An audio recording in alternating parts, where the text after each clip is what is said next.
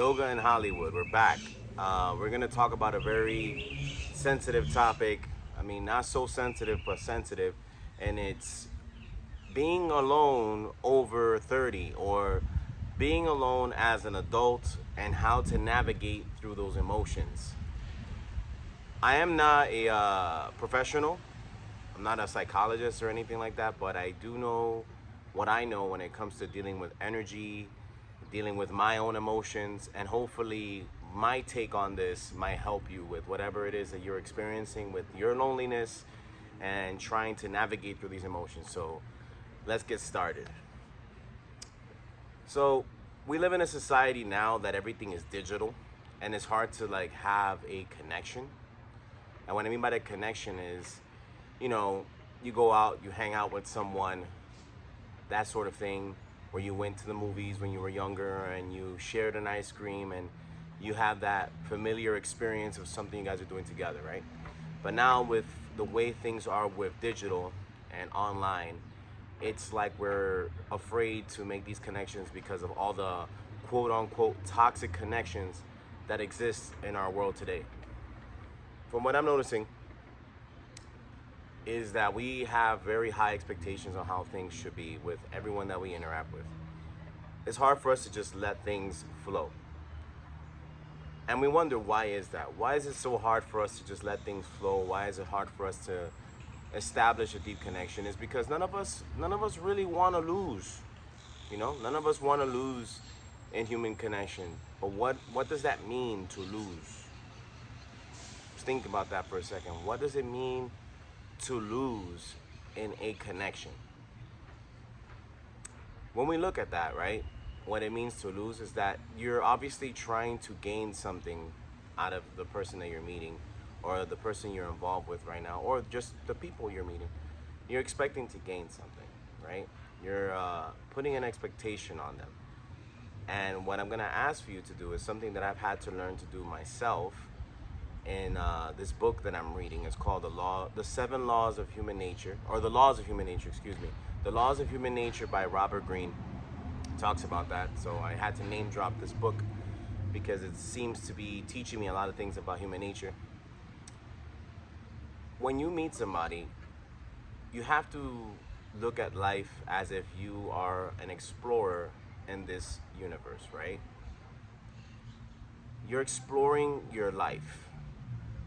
So being alone teaches you how to be in that very intensely, right?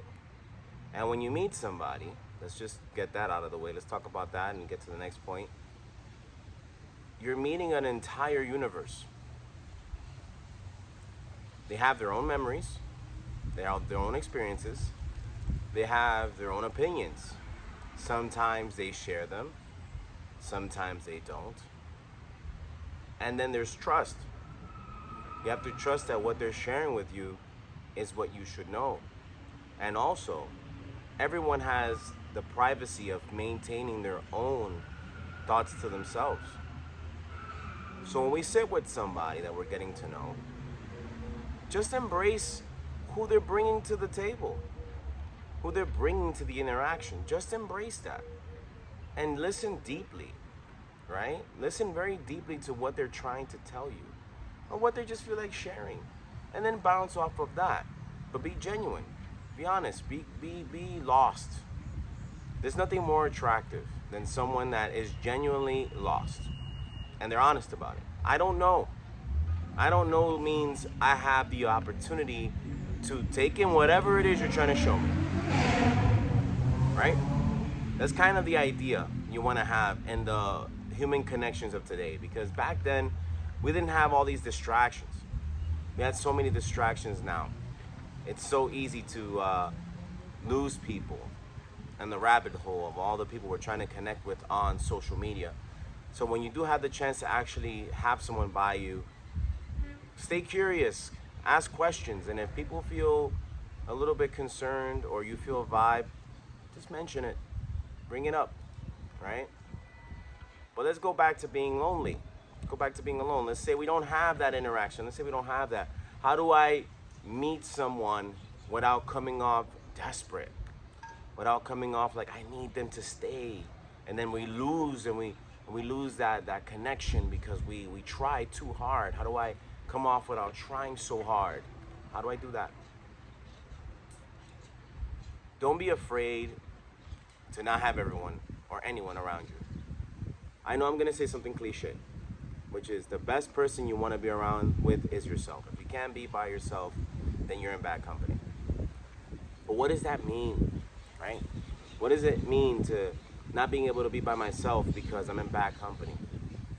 How do I enjoy my own presence? We'll go back to what I said at the beginning of this. Staying as an explorer. You know, as a child, we used to be fascinated by the smallest things, and we would lose hours of a day just paying attention to one thing.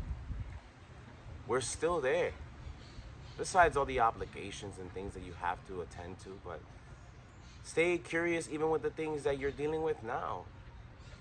You don't know.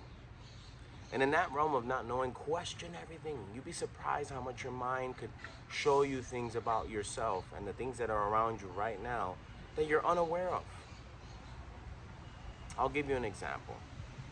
Let's say you're surfing through an old memory and you're beating yourself up about it. Entertain what other possibilities could have been. These are tiny motion pictures in your mind. Entertain yourself with them and see what different versions of you could have existed or what could exist right now. Take that same imagination and bring it into your current experience with your life. What can you do? Be creative. No one is judging you but you. You know that, right? Honestly, if somebody says something to you that you don't like, that's their opinion.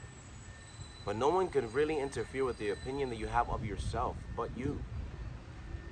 You have to be able to look at yourself and sit with yourself and say, I can entertain myself with anything. And it's all about how creative you can be. And don't be shy. Don't feel ashamed that you don't know how to be creative.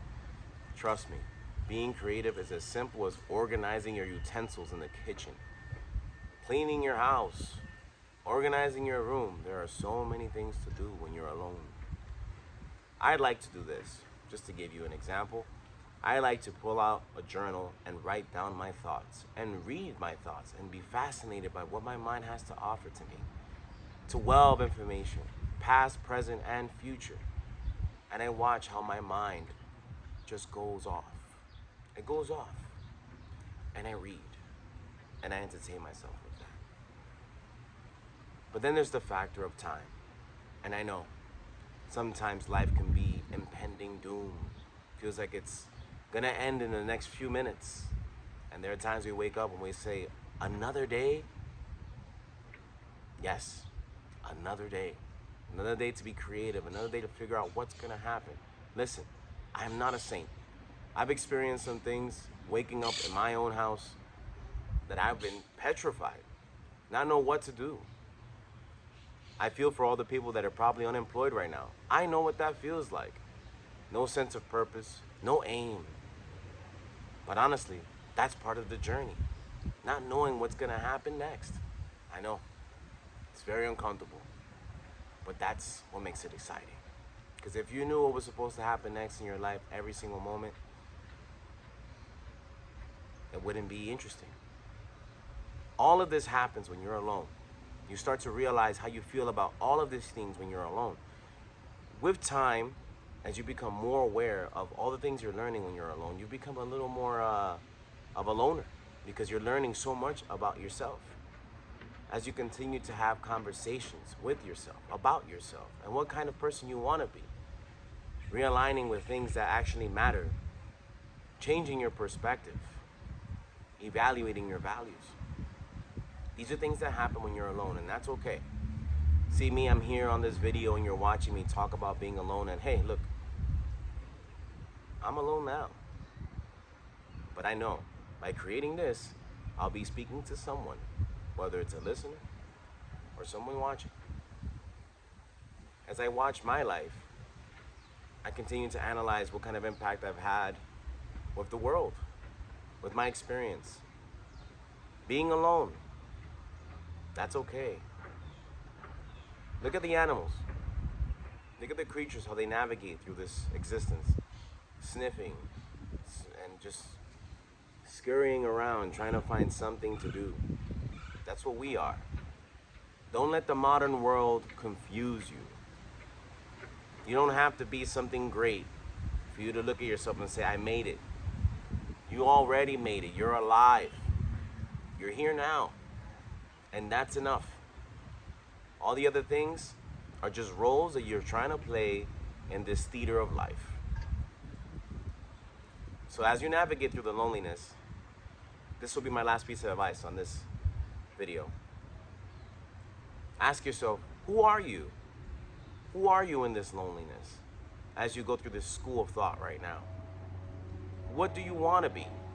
And what I mean by that is not your profession, but how you show up in your life. Be kind to yourself. Remember, like I said, when you meet somebody, not knowing is the most attractive thing. So it's okay to tell yourself that you don't know and you're still trying to figure it out. All these things are gonna come up when you're alone. Write about it, think about it.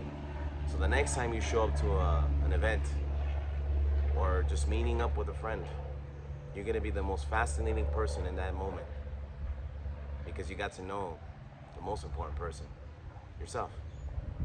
I hope this video brings you comfort, understanding, and share it with a friend if you feel like that friend needs to hear this. Thank you so much for sticking to the end. You're love, you're light, and most importantly, you are unconditional understanding. Namaste.